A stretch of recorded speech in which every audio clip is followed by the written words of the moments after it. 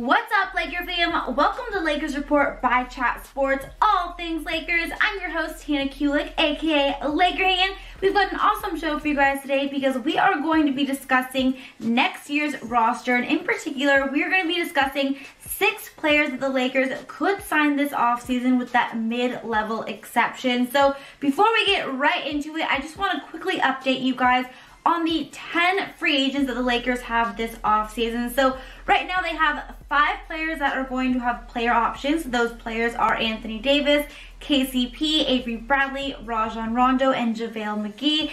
Then they have 5 players who are either unrestricted free agents or restricted free agents. Those players are Dwight Howard, Jared Dudley, Markieff Morris, Dion Waiters, and then Kostas is going to be a restricted free agent. So real quick, again, those 10 Laker free agents this summer are Anthony Davis, KCP, Avery Bradley, Rajon Rondo, JaVale McGee. Again, those players have the player options. Then the unrestricted free agents are Dwight Howard, Jared Dudley, Dion Waiters, Markieff Morris, and then Kostas is a restricted free agent. So out of all of those players, obviously, I know that the main focal point for the Lakers in terms of re-signing any of those players is going to obviously be Anthony Davis. But out of those players, besides Anthony Davis, which player do you think is the most important one that the Lakers re-sign? Let me know down in the comments below. For me personally, I'm just going to go with Avery Bradley. I think Avery Bradley has played really well for us this past season, both defensively and offensively. He was really picking it up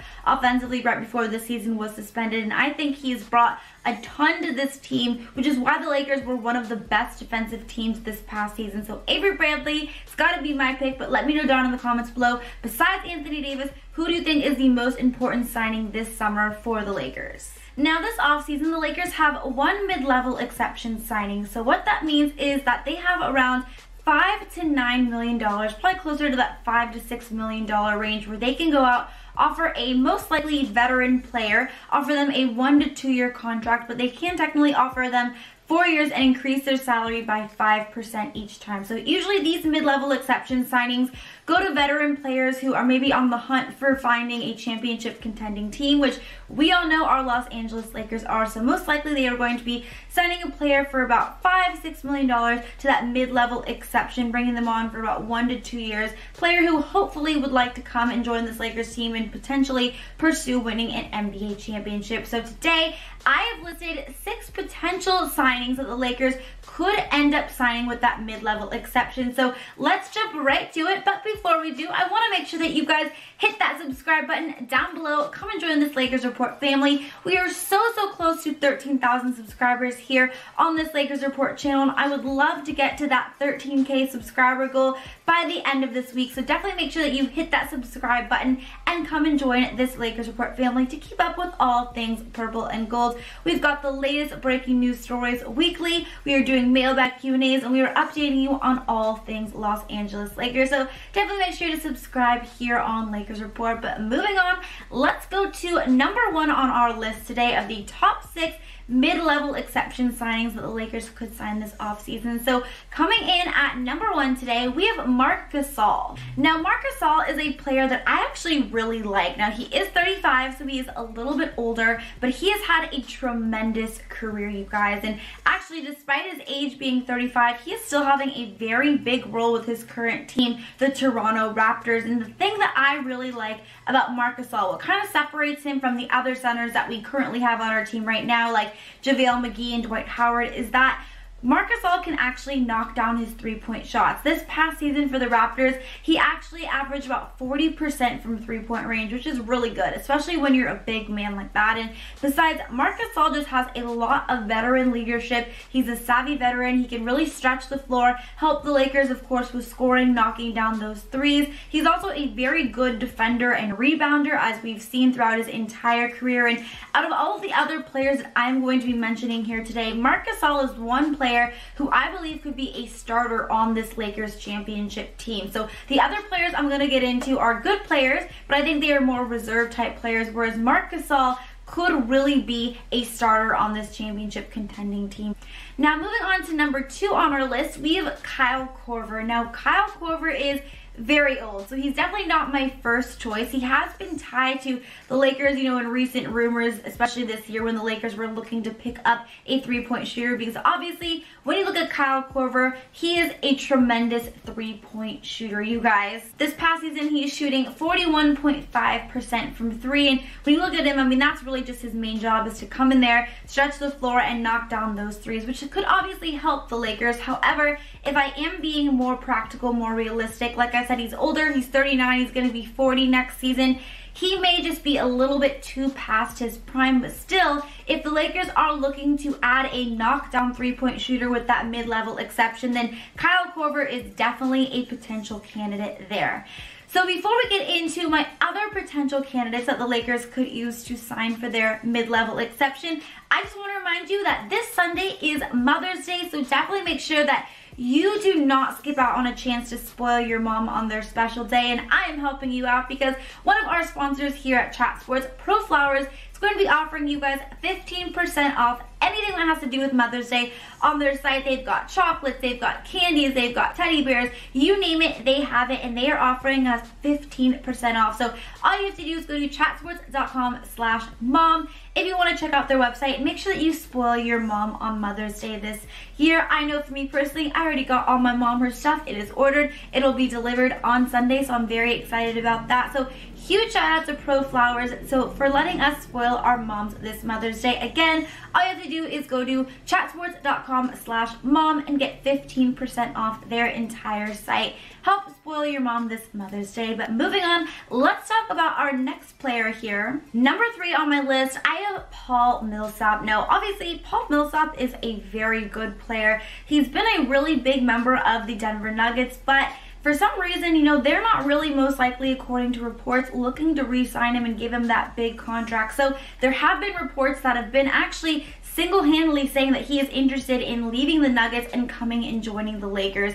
If that were the case, he could definitely be a very nice pickup for them with that mid-level exception. He is a little bit older, of course, like most of these guys are at 35, but he still has a lot left in the tank, you guys. He's averaging this past season in just limited minutes for the Nuggets about 12 points per game, a little over 5 rebounds per game. He's a guy who could come in, he could knock down his shots, stretch the floor, knock down that three-point shot. He would also provide the Lakers with a lot of depth in their front court. He's got some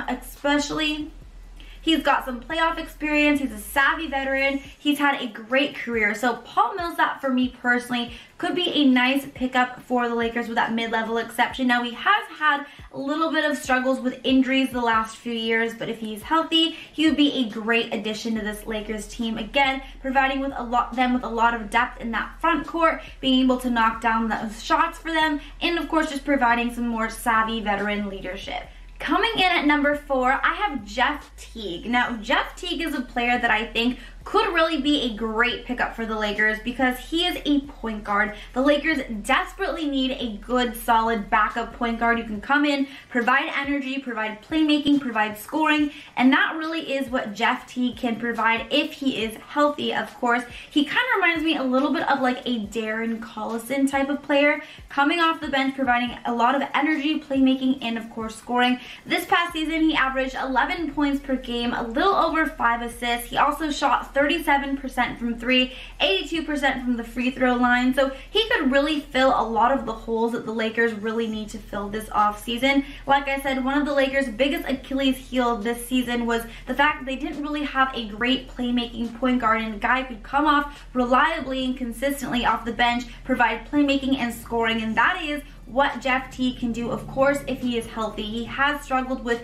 injuries the last few years, but if he is healthy, I think Jeff Teague could be a great signing for the Los Angeles Lakers this offseason. Now, before I get into my last 2 players here, I want to make sure that you guys are following me on my social media handles to make sure that you are keeping up with all things purple and gold. And also, if you are looking to find some workout tips and tricks that you can even do at home, definitely make sure to give me a follow on my Instagram then, because I love to post all of my workout videos, tips, and tricks on there. But my Instagram is at HannahRoseKulik, and my Twitter is at Hannah_Kulik. Now, moving on, number 5 on my list today, we have Jae Crowder. Crowder. Now, Jae Crowder is a guy who's been tied to the Lakers in the past, especially this past season when Memphis was looking to trade him, but they ultimately ended up trading him to the Miami Heat. Now, Crowder is a great guy to come off the bench, provide a lot of energy, a lot of hustle, rebounding. He's not necessarily the best scorer around town, but you could still rely on him to bring in about 10 points per game, which is pretty solid.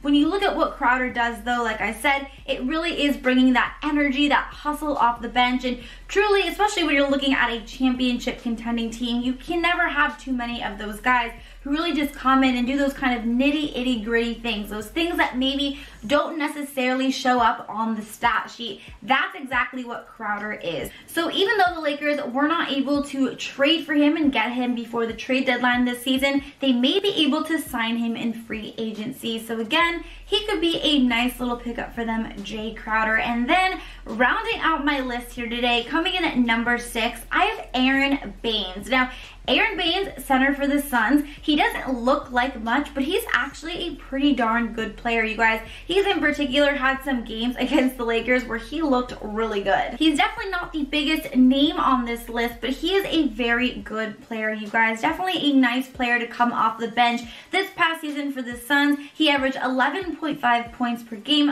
5.6 rebounds. He also shoots 35% from 3, which, especially for a big man, that's a pretty good percentage from 3-point range. So he would be another center who would be able to kind of come in there, play off the bench, provide some 3-point shooting, kind of stretch the floor a little bit for us. So again, maybe not the biggest name, maybe not the most exciting name possibility, but still, when you're looking at him as a player and what he can really do, he really is a great player, especially coming off the bench.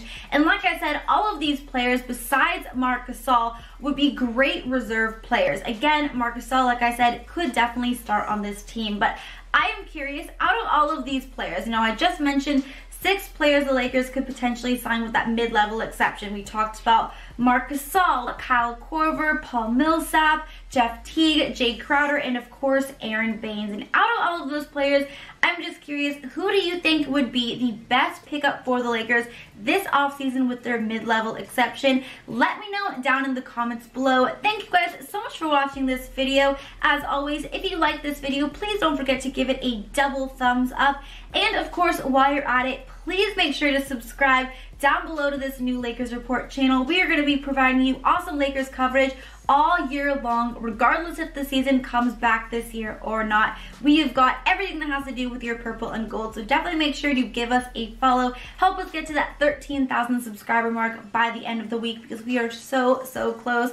But again, thank you guys so much for watching this video, and until next time, Laker Hannah is out. Bye guys!